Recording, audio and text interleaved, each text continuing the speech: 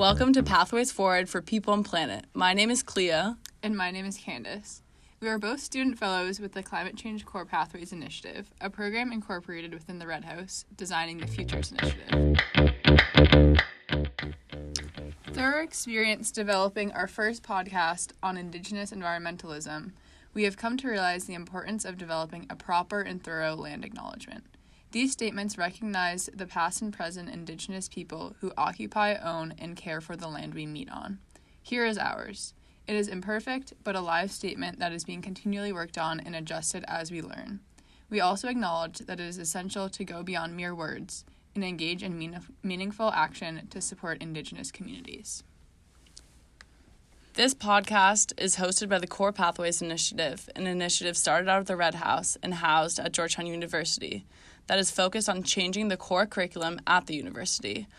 All Core Pathways courses and programming take place either virtually or in person, physically situated in the original ancestral homelands of the Piscataway and Nacotchtank or Anacostan people. The lands within present-day Washington, D.C. have been occupied and cared for by the First Nations people since as early as 9,500 BCE. The Nacotchtank tribe is most closely associated with the D.C. area, having lived on the eastern side of the Potomac River. The Nacotchtank tribe was loosely associated with a larger confederation known as the Piscataway Chiefdom until English colonialists encroached on their lands. The nascent disease environment introduced by the colonizers proved deadly for the Nacotchtank people and eventually forced them to retreat to Anacostan Island, today's Teddy Roosevelt Island, in the face of population decline. The Nacotchtank tribe then solicited protection from the Piscataway Chiefdom, and the remaining members were absorbed into the greater Piscataway tribe. The Piscataway tribe is now represented by the Piscataway Indian Nation and Tayac Territory, in addition to the Piscataway Conoy tribe, both of which are recognized by the state of Maryland and remain active today. As an organization that focuses on educational transformation, we acknowledge the role that we have played in supporting forms of knowledge that historically, currently, and continually devalue Indigenous ways of knowing. Even as we strive to change current methods of learning at Georgetown University, we are complicit, both historically and today, in upholding colonized education systems that disappear Indigenous history and knowledge. The Core Pathways Initiative acknowledges that the land on which we host our events was, and still is, inhabited and cared for by the Piscataway Conoy and Piscataway tribes. We are grateful for their past and continued stewardship of this land. The Piscataway and Piscataway Conoy tribes, especially their children, have powerful voices that have often been silenced throughout history. So for today's conversation, we want to introduce our moderator, Abigail Hills, who works at the American Association for the Advancement of Science as a program associate in their Inclusive STEM Ecosystems for Equity and Diversity program. Abigail will be in conversation with Shelby Navalette-Meissner, who is an assistant professor of philosophy at Georgetown, working specifically on Indigenous philosophy. Abigail will also be in conversation with Cynthia Emmerman Munoz, who received her PhD from the Department of Native American Studies at UC Davis and is currently an American Council of Learned Societies postdoctoral fellow at the Humanities Initiative. Abigail, all you. Thanks for your introduction, Cleo and Candace. Sego Abigail Hills, Yonyats. My name is Abigail Hills. My pronouns are they, she, as I identify as a two-spirit individual, and I'm a mix of white, Mohawk, and Blackfoot nations. I'm joining you from the homelands of the Piscataway and Nacotchtank peoples in Washington, D.C., and my work currently at AAAS is catalyzing and sustaining systemic change to achieve inclusive and equitable access in the STEM pathways and careers. My hope is to bring more awareness to the Indigenous wisdoms and practices, especially since Western science isn't as inclusive as it could or should be. Right before this podcast, I was actually leading a book club series on the book Braiding Sweetgrass, which is written by the Métis author, Dr. Robin Wall Kimmerer. And so I thought this podcast was a great tie-in of how to continue these conversations and celebrate and uplift Indigenous voices. So without further ado, I'd like to actually open the floor to both Cynthia and Shelby. Can you each individually speak to yourself about where you're from, how did you get to where you are currently, and how did you actually get to this podcast as well? So Cynthia, take it away. Hi, everyone. Thank you for inviting me to be part of the conversation.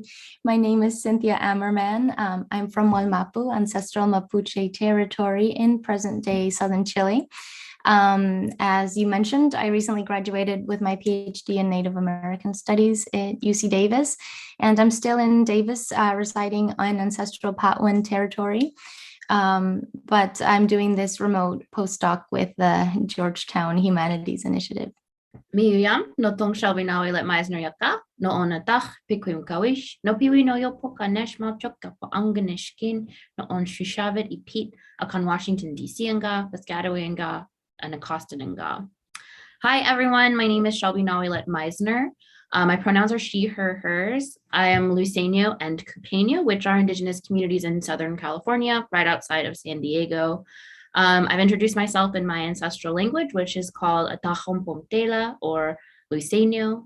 I have been learning and working to co-create language curricula around my own ancestral language, as well as around indigenous languages in other spaces around Turtle Island.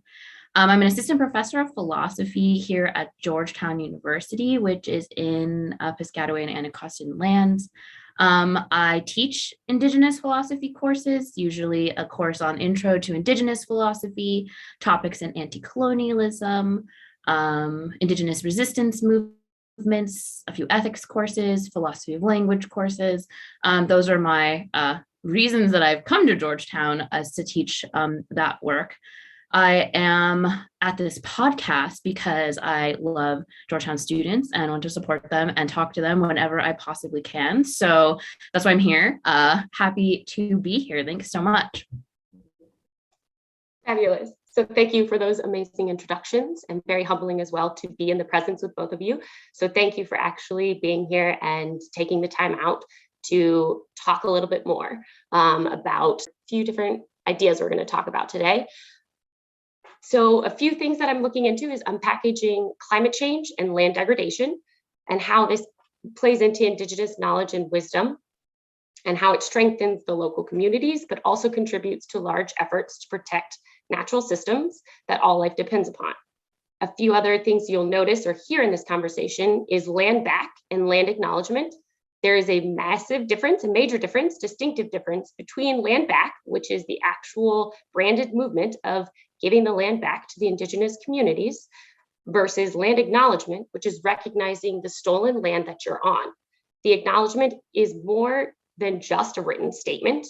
It is meant to have an intention that you are actually present in that space on a place that was stolen from an Indigenous community, which is why we often say in the Washington, DC area, you're on the homelands of the Piscataway and the Nacostan peoples. The other pieces that we're going to look into is returning stewardship of the land, especially in the face of climate change, as well as colonial environmental attitudes and structures that led to this persisting injustice. The first question that I actually want to ask you all, as we've all introduced ourselves as being both academically trained in the Western sciences, we've also have been guided and received Indigenous wisdom and knowledge from our elders, our families, and our communities. So can each of you describe your relationship with science? And also on the opposite side is, what does decolonizing the sciences mean to you? So Cynthia, can you introduce this topic first, and then Shelby? Yes. I just want to clarify that I'm not a formally trained scientist. I came to science as a humanist because it can be a useful tool to support Indigenous self-determination and territorial recovery. So broadly speaking, in my research, I engaged with scientific data to support the need for Indigenous land stewardship and the rematriation in my home region in Wallmapu, as I mentioned, ancestral Mapuche territory in present-day southern Chile. So to answer your second question on what it means to decolonize science, I think that first we need to recognize that Indigenous peoples cultivated systems of scientific inquiry that precede European invasion, and also understanding that colonialism has been integral to the development of Western science, and that in many cases it still functions as a tool of colonization, as we can see with the construction of the 30-foot telescope atop Mauna Kea in Hawaii. I also think we need to break down what we mean by decolonization. And I was drawn this article, you may have heard of it. It's called Decolonization is Not a Metaphor by Tug and Yang. And in it, they explain that we can't talk about decolonization without addressing the ongoing structure of settler colonialism. So colonialism is not a one-time event, but rather it's an ongoing structure, as another scholar, Patrick Wolf, pointed out. So decolonization, as Eve Tuck explained, cannot be grafted onto a pre-existing idea or project or discourse that doesn't disrupt settler colonialism.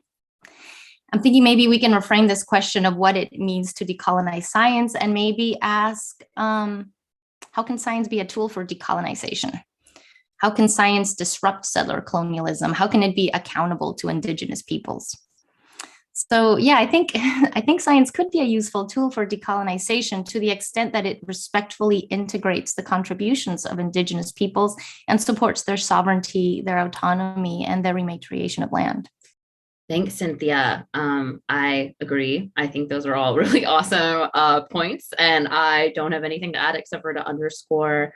I also am not trained as a formal scientist. Most of my training is in philosophy of science, as well as Indigenous knowledge, Indigenous epistemologies. In that sense, I'm not particularly keen on the binarization between science, quote, and Indigenous knowledges or Indigenous wisdoms.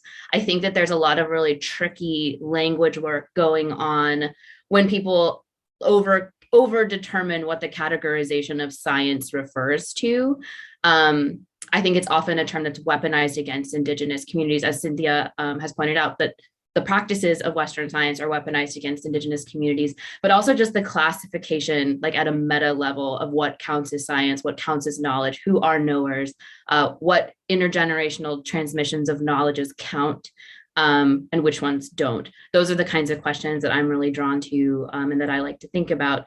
And also to underscore Cynthia's comment about moving away from the term decolonization being implemented as a metaphor. I'm a big fan of Tuck and Yang's article because it is so direct and it's so specifically geared toward academics who have this tendency to use the term decolonization to refer to or as a placeholder for any sort of social justice oriented project. When what we are asking for as Indigenous communities is to be centered in some of these conversations around land and around, quote unquote, what counts as science. I also like to reposition the question. I loved Cynthia's repositioning of the question to how can science be a tool for decolonization. I'm also interested in what are the epistemic principles, the epistemic assumptions and background beliefs of Western science, such that it is such a useful weapon in colonization, such a useful weapon against Indigenous communities. And as an epistemologist, my go-to assumptions are that things like the doctrines of discovery, things like logics of erasure and eradication, these are fundamental to the way that Western science often functions. And one of these commitments is also this understanding or lack of understanding of ontological pluralism, or this lack of understanding of there being multiple truths, multiple origin stories, multiple ways of relating to the land, such that alternatives or ways that are not this model of Western colonial science are not wrong. They are, they're not competing. There's not this competitive understanding of truth. Rather, there are these pluralistic worldviews that can oftentimes work commensurately toward decolonization and land return. I love both truths. Oh my goodness. It is, at least in my perspective, I have been in the science landscape of marine science, and we are never given this opportunity about how do you actually decolonize the sciences of sorts. And so I often look to Max Laborian, who gives us a little bit perspective about how you unpackage the science aspect of at least acknowledging the fish that you're studying beforehand and thanking it, and actually recognizing that it's not just there for you to study its size, its weight, and its measurements of sorts, but it's actually intentionally giving life to something else beyond that. And so I think a few pieces that I pulled out of there, one of those concepts is that this decolonization isn't really a goal and there's no full endpoint with it. But we also need to lean into that discomfort of how do you define the two differences?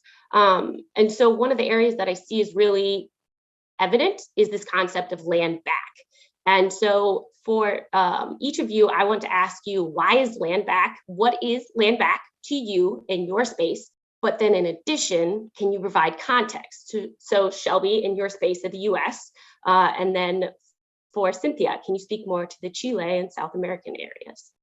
So I can just kind of mention that maybe genealogically, for lack of a better word, the term land back, or like the hashtag or the movement around land back is relatively recent, in the sense that the term in circulation is relatively recent, but the movement for land back, the movement for actual decolonization, is as old as colonization itself. I mean, since day one of colonizers landing in this space, our ancestors have been resisting, and that is anti-colonialism, that is decolonization. So I don't want, again, as a language person, I don't like that the term decolonization or land back is associated with something new that's super Columbus-y, to think that our generation has invented anything at the expense of the thousands and thousands of years of those who have come before us. But I will say, as a good auntie, that there's something very youthful and beautiful about this particular manifestation of land back we see with young activists in digital spaces, with young activists on college campuses. I was just attending the National American Boarding Schools Summit, the annual summit, and a lot of the elders who were speaking about their experiences in the settler colonial nation state imposed conceptions of education. All of them were lifting up the momentum of these Indigenous resistance movements led by our youth. So I will say that land back to me means something very, very ancient. And it also means something very, very beautiful that our youth are participating in. I really like the term Columbusing. I'm going to keep that in my mental dictionary. Thanks for that. Yeah, I 100% agree with Shelby. Land back is ancient. To me, it means the return of Indigenous governance and the return to Indigenous governance and legal systems that have maintained reciprocal relationships with the land since time immemorial. Land back would impact everything. It's not just about the land, it's about economic systems, food systems, not just the way we interact with the land, but with other beings as well.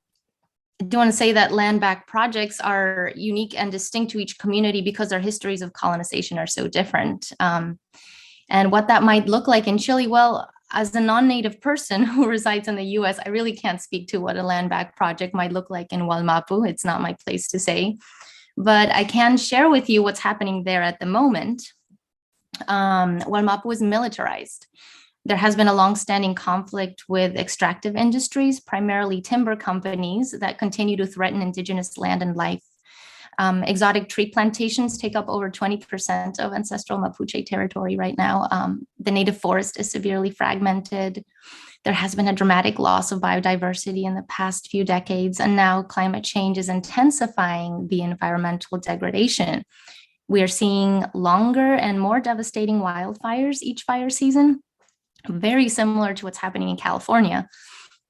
Mapuche communities who are surrounded by these extractive industries are witnessing the loss of water, the loss of plants and animal relatives.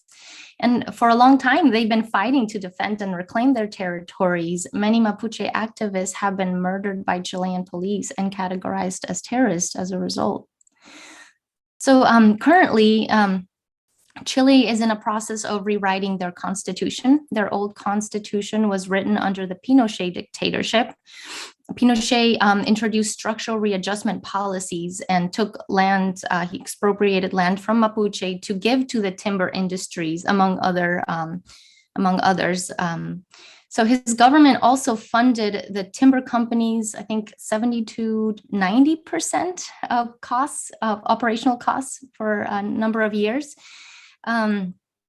So yeah, there's this significant amount of wealth and land concentrated in the hands of a few families, many who have ties to the Pinochet's violent dictatorship. I'm really interested to see how this new constitution can amend these inequities, especially since Indigenous peoples are involved in the constitutional process, including the president of the Constitutional Assembly, Elisa Loncon, who is a Mapuche scholar. That is amazing. I highly support and looking forward to actually seeing what happens with the Chile movement, at least rewriting the Constitution. One of the concepts that often comes to light is, or the well-trodden statistic, is that Indigenous peoples protect the 80% of the world's remaining biodiversity. And we also have seen that in at least recently publicized in the Science magazine, which AAAS publishes, the Indigenous peoples in the nation in the US actually went from 100% to about 1% of the land that they actually live in now in the US. And so one of the factors that's now compounding everything is climate change. And so I'm curious how each of you see, how does land back relate to this climate emergency? I have thoughts. I will say I want to unpack the statistic a little bit about the actual locations of where Indigenous communities live in the United States. I think the map that you're referencing is in reference to land that's federally recognized as reservation land. I don't necessarily think that's the only way we can conceive of Indigenous relationships with land, especially coming from California. There are so many communities that are not federally recognized, that do not have reservation spaces, or they've been relocated to reservation spaces that are not in their ancestral territories. So I really like to, as a California Indian specifically, complicate the understandings of kind of oversimplified understandings of where Indigenous people are. 70% of Indigenous communities in the United States live in urban areas. We know from several different studies that I'm happy to link in the resources that tribal EPAs, Indigenous communities that are endowed with federally recognized reservation spaces, tribal EPAs do an enormously, markedly better job at protecting biodiversity, at setting water quality and air quality standards, like several orders of magnitude higher than what states want to set them at. So we know that the spaces where Indigenous communities are empowered to control the land that's theirs, that they've only oftentimes been able to control through a very convoluted and condescending federal recognition process. We know that Indigenous people are better at taking care of the land. Those are our relatives, and our methodologies are tried and true, have been for thousands and thousands of years. So I like to expand and complicate the understanding of where Indigenous people are and where our reciprocal relationships with the land can have an impact. And I think urban spaces is one that we actually have to think about a lot more and put into conversation a lot more than we usually do, just because there are so many Indigenous communities in those spaces. And we're often deprived of the relationships with the land because of the way that cities are structured, because of the ways that particular spaces are controlled, access to particular parts of, quote, wilderness versus where the city is. These are all regulated by imposed governments. And this seems just kind of like an under-theorized part of how we talk about climate justice and environmental racism. I can point toward Indigenous communities in spaces like San Diego and Los Angeles who are committed to the rekindling of relationships with particular ancestral practices, which is amazing because it generates this relationship building between elders and youth in places like Tongva territory, where Tongva elders are teaching youth about how to do canoe voyages or how to reclaim plant tending techniques that result in all of the amazing different canoe technologies that our ancestors have had. I also think specifically about the role of mental, emotional, and spiritual health in community relationship building. Those are I mean, it's important to think about, there's relationship with land, which is one way of thinking about Indigenous communities, but there's also the relationships with one another and how well we are to bring our best selves to every single relationship that we're a part of. So I want to celebrate, wellness, recovery spaces, trauma-informed spaces, resilience-informed spaces, in urban centers, because that's also land work, that's also climate work, that's also connected to healing intergenerational traumas that have been consolidated colonial attempts at severing the transmission of knowledge and the maintenance of relationships between ourselves, our ancestors, our knowledge systems, and the land that is also our relative. Shelby, can I just put you on the spot for a second? And I was wondering if you could help us reframe the concept of climate emergency. I know we talked a little bit about this the other day. Yes, absolutely. So I have to shout out, Cynthia had said earlier that she liked the term Columbusing. So I have this wonderful, wonderful colleague, Andrew Smith, and he and I are working on a project called Decolumbusing the Climate Crisis. And we're very interested in talking about the way that settlers and settler media often frame the climate emergency as something that is new, that we're at the precipice. This is the teleological endpoint of human civilization. And these are extremely arrogant background beliefs, especially for Indigenous communities who have witnessed climate change since day one of colonialism. Like, colonization is the consolidated attempted severing of our relationships with our land. That is a climate emergency that started in 1492.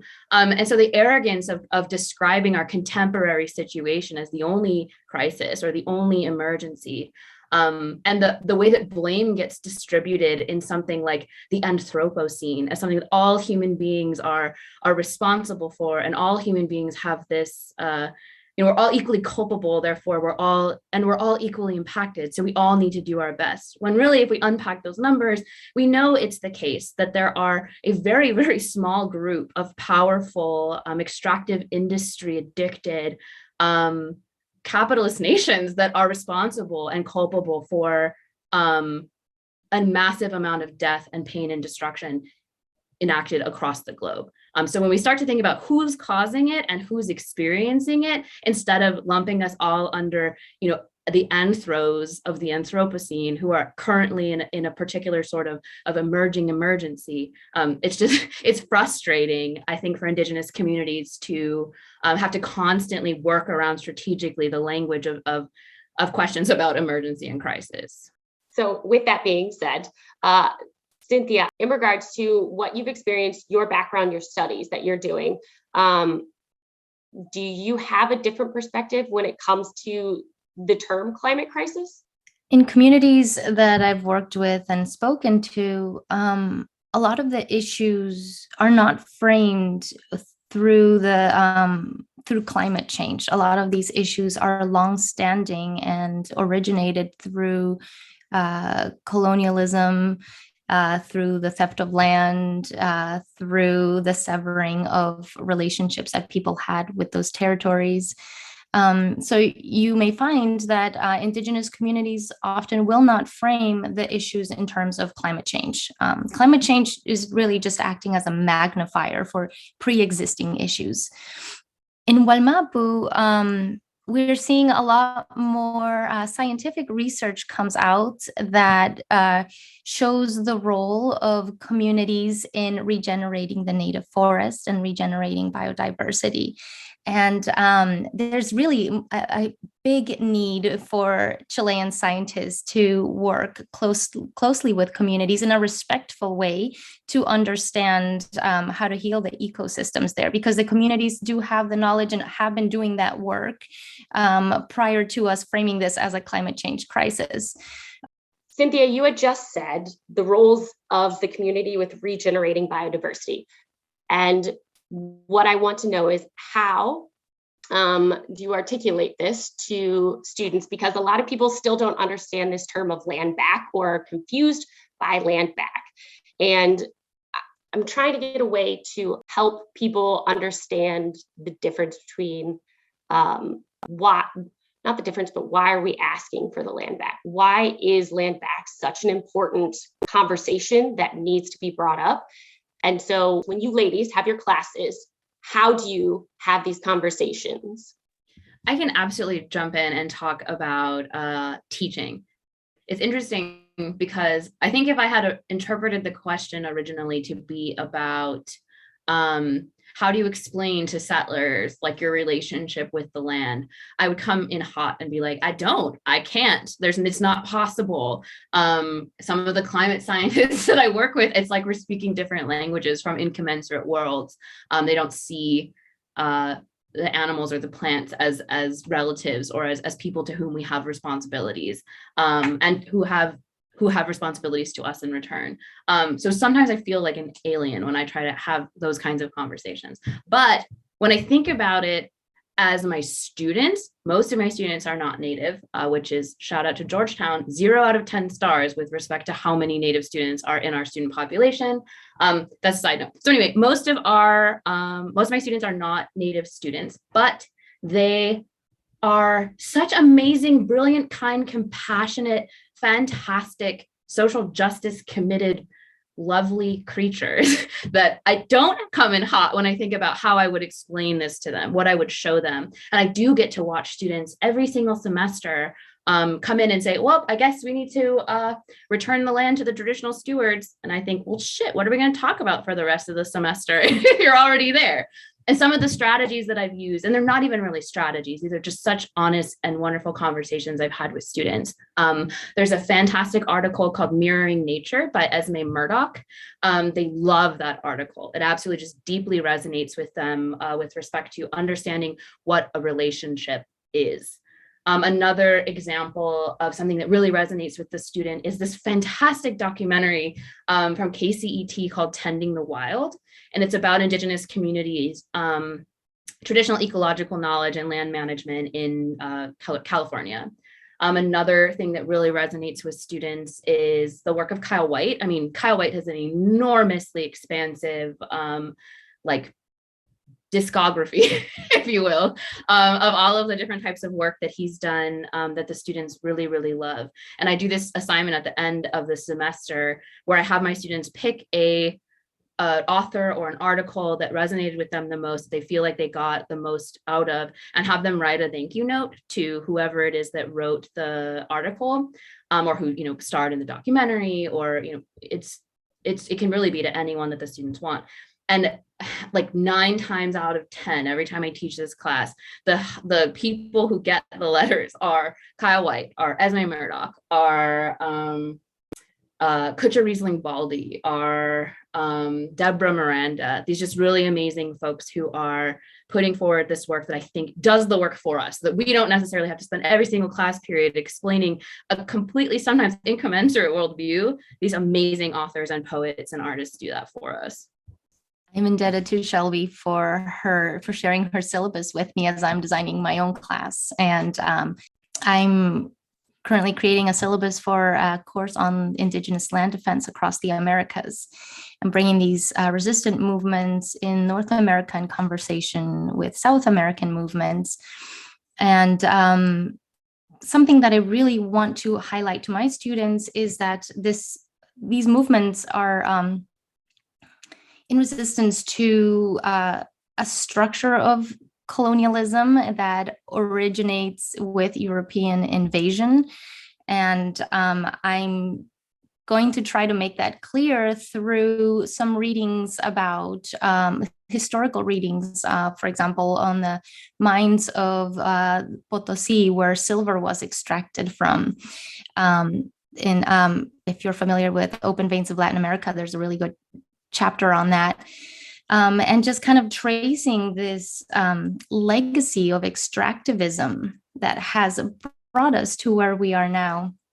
I think having knowledge of that legacy is a really powerful thing, because this isn't just some obscure thing that is out of our control or out of our knowledge. It's something that we can learn about and we can learn to undo as well. So I see you are both really passionate when it comes to being a mentor and friends and including people at large to want these conversations. And I want to focus a little bit in the Georgetown landscape because both of you are currently present. And one of the questions that I have around Georgetown is, what are some of the resources or opportunities that exist on the campus to learn more about these issues pertaining to anything at large within the Indigenous communities or land back movement, or at large a land acknowledgement, and how can these students be part of the solution? So I know that's a big question to unpackage. So one of the questions at hand is, I know that there is a student council present. So can you share a little bit more about the student council and the work that they're doing at Georgetown? And then we can go into a few other resources that I've seen on the website. Absolutely. So the Native American Student Council is a group of Indigenous students and allies thereof who work together to build community on campus around different sorts of Indigenous issues. They participate in activism, they participate in different opportunities to educate allies about Indigenous issues. They are often extremely overburdened with the responsibility of speaking on behalf of every single Indigenous issue that occurs to people at the last minute during Native American Heritage Month. I am a little bitter, as you can tell. This is being recorded in November, which is the Native American Heritage Month, which is for some reason the bane of every Indigenous person's existence, because it means we're just bombarded with this barrage of requests of people who have really like half-baked ideas about how they're going to last minute bare minimum celebrate Indigenous cultures. So I feel for the Native American Student Council because there are so few of them who are responsible for so many things. They are always in need of help. They're always in need of support. They're always in need of new members. And I think they would extend the invitation to anybody listening who's interested in showing up to some of their meetings. They host a monthly smudge where they partake in an Indigenous cleansing prayer ceremony on campus. They've just recently extended their invitations to graduate students. They're trying really hard to get folks involved. They've also circulated a list of demands and a petition to ask not only folks on campus to add their voices to supporting these issues, but also to put the pressure on the administration to show up for Indigenous students as well. One of the demands that the students have put forward is the partnership between Georgetown and College Horizons, which is a fantastic program for recruitment and retention of Native students and helping them prepare for the college application process. Our hope is that Georgetown's administration jumps on that opportunity to partner with College Horizons so that we can increase our number of Native students as well as the retention mechanisms thereof. It's really, really important, I think, for any marginalized group of students to have comprehensive support, culturally informed, trauma-informed, resilience-informed support for their thriving in a college space. And oftentimes universities will have a Indigenous studies program or department. They will have a tribal liaison. They will have, a dedicated counselor, dedicated faculty who all do this work to promote the physical, mental, emotional, educational health of our students. And Georgetown, unfortunately, does not have any of those resources.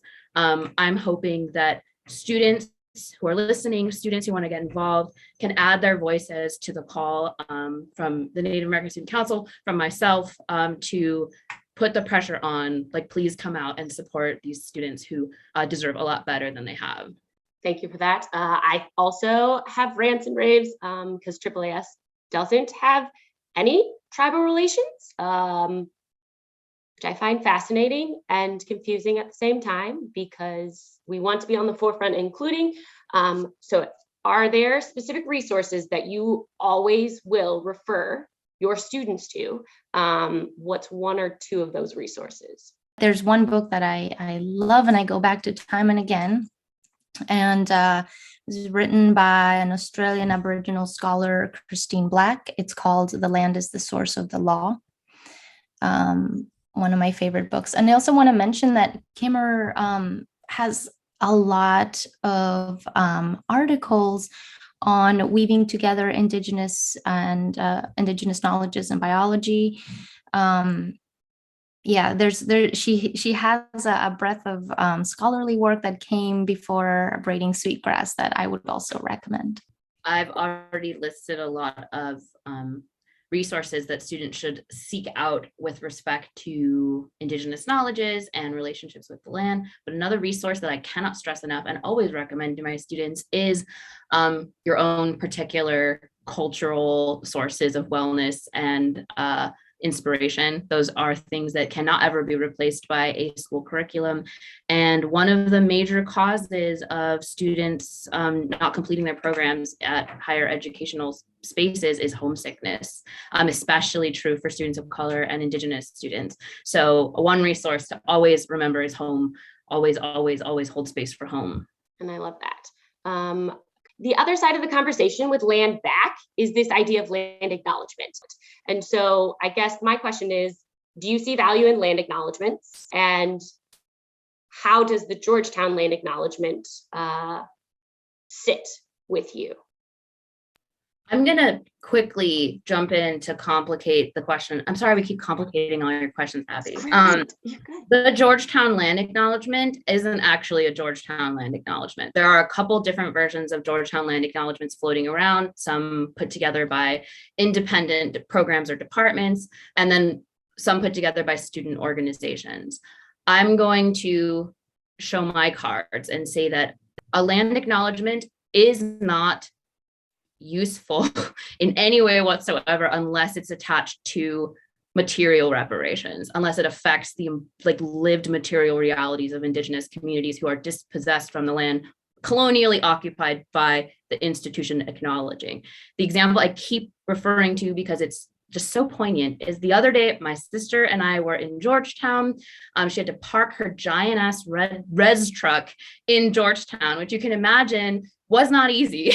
And then when we came back to the truck, we realized that it had been hit, and somebody left a note on the car that said, "Hey, I'm really sorry I hit your car. This is my first time driving this particular vehicle. Here's my phone number and insurance information. Please, contact me as soon as you can."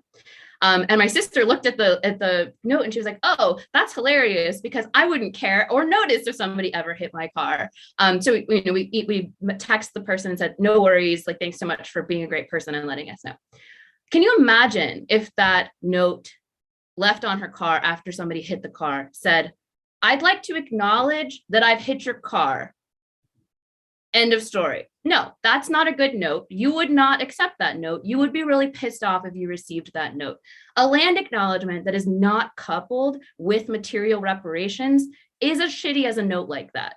So any land acknowledgement that comes from Georgetown needs to come from somebody, institutionally powerful enough to offer reparations of some sort. So when an indigenous student organization, is at the last minute asked to put together a land acknowledgement, it's not their job to be doing that. They are not institutionally empowered to be able to make any sort of meaningful material reparations. And to ask students to do that work, especially to ask indigenous students to do that work, is like extreme mishandling of emotional and spiritual labor.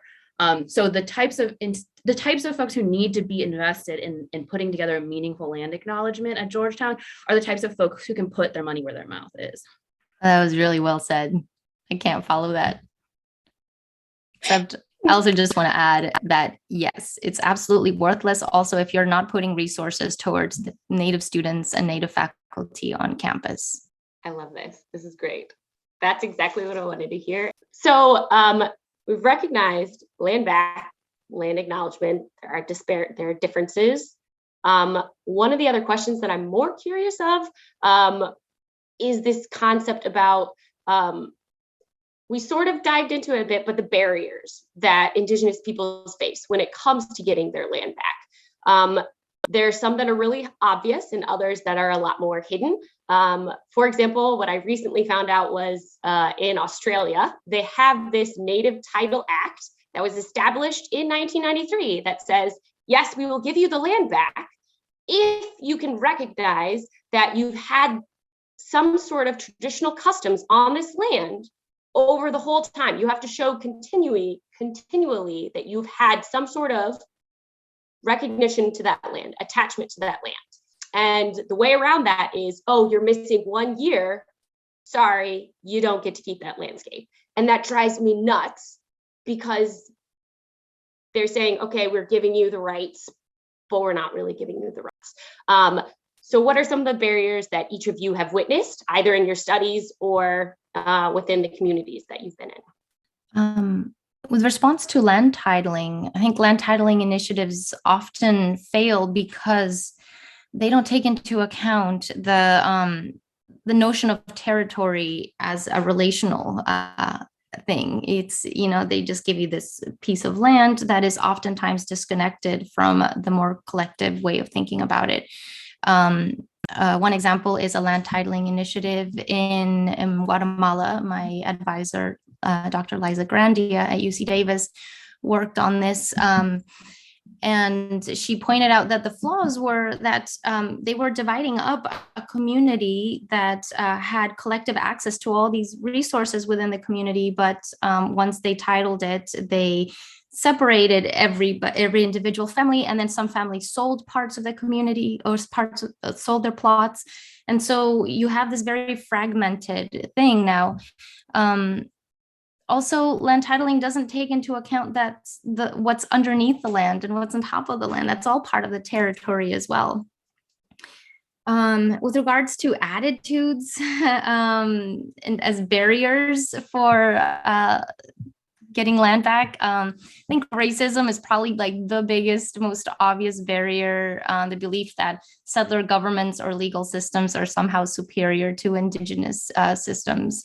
And just general knowledge or ignorance of the knowledge and contributions of indigenous peoples. I think another huge barrier is the erroneous belief that only the free market and privatization can provide solutions to our environmental crises and social catastrophes, that there are no other valid alternatives. I think that lack of imagination and lack of willingness to change is a major barrier. Yes, absolutely agree with all of the things that Cynthia has pointed out. I think there are a lot of obvious colonial barriers to our futurity, to our, to the restitution of our relationships with lands.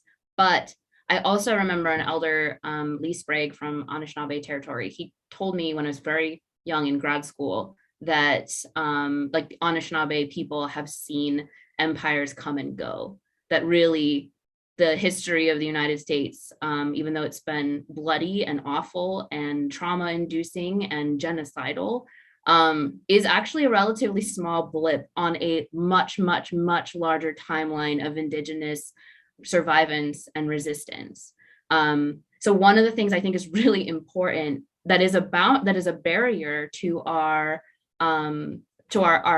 eventual reclamation of our lands is the imposed settler colonial understanding of time. Is this imposed settler colonial understanding of identity? Is this imposed settler colonial understanding of what a relationship is supposed to look like and who we are with respect to our relatives?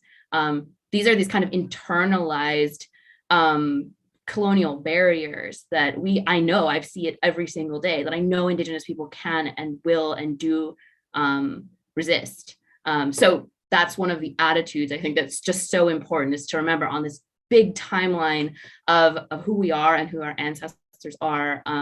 We are resilient people who can call on that ancestral knowledge to expel these colonial understandings of what our relationships with land are supposed to look like. Can I ask like one simple question to them of like, what can we learn from land and plants? Kind of going back to what Shelby was saying about this being just a blip on a much longer timeline. We also have to think that this isn't our timeline. It's not just a human timeline. The animals and plants and non-human beings have their own timelines too, and they have their own languages.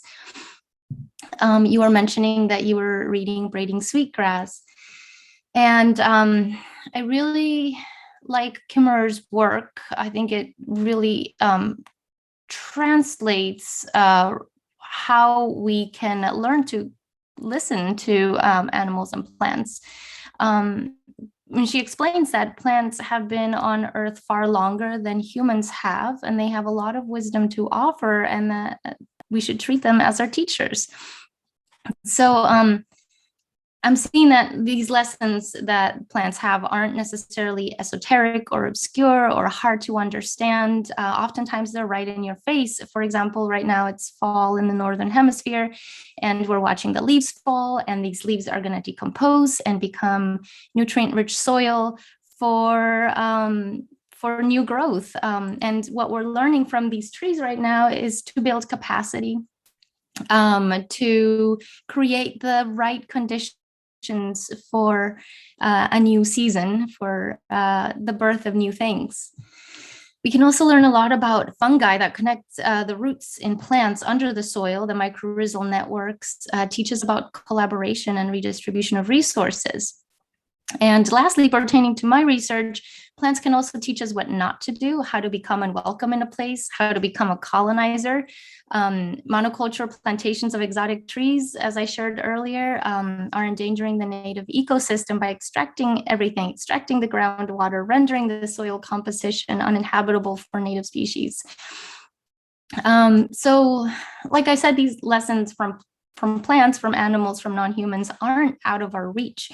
We just have to spend time outside. We have to reconnect. We have to be around our plant relatives or non-human relatives. We have to learn to listen. They have their own language, and just because we don't understand them, it doesn't mean that they aren't communicating with us. So I hope that's a hopeful note. No, that was really, yes. And I think that's typical for most people. When they reconnect with land, when they go hiking, when they go exploring somewhere, they feel somewhat at ease. And it's kind of like, hey, Indigenous people have been doing this for like how many years now? Y'all need to get with the train, like get on this system because we've done it. And so I love that. I have a question for Shelby. Yes. So, well, going back to that, what plants can teach us, I think that it's a good time right now to learn to listen, because they have lessons for how to transition out of this settler mentality. And we are in this huge period of transition. And I was wondering, Shelby, what do you see in this moment of transition? What makes you feel hopeful that we will learn to outgrow our settler mentality? Again, to complicate a question, so sorry, the philosophical training just will not go away. To complicate a question about a time of transition, I'm not sure that I think of right now as a time of transition any more so than any other time period.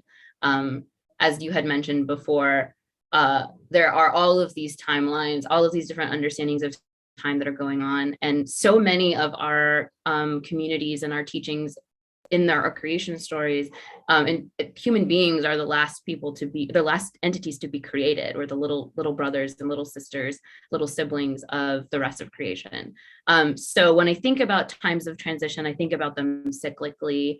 To specifically talk about the time of transition of the fall and of the season that we're in right now, it's a beautiful time for plenitude. We actually just had the beaver moon. The full beaver moon is a time for building structures for the future. It's a time for building for your community. It's a time for gathering together to stay warm. It's a beautiful lesson from the land and the sky and all of our relatives about how to be together forever, not on this linear time scale of beginning, middle, and end, rather the cyclical ongoing understanding of the future, such that right now we bear down, we bear witness, we build our we build our dwellings for the future, and we build those for all of the creatures and relatives in our lives.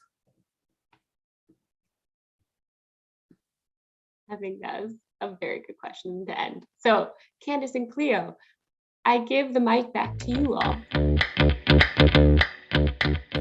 The mission of the Designing the Futures initiative is to accelerate the educational innovation that allows higher education to more effectively and equitably benefit society. Situated within the Red House, the Core Pathways Initiative is a self-selecting option for students who want to follow a thematic pathway in their navigation of Georgetown's core curriculum requirements. Students enroll in a series of 4 modules offered in 6 different disciplines, each with a different lens on issues which we define as being complex enough in nature to require multiple disciplines to inform discussion around them. In addition to the course modules, students are part of a larger intellectual learning community with a set of opportunities to make connections across disciplines. This podcast, Pathways Forward for People and Planet, is one such collaborative learning opportunity. We strive to connect with DC area professors and professionals to discuss issues relating to climate change from the perspectives of traditionally marginalized groups of people.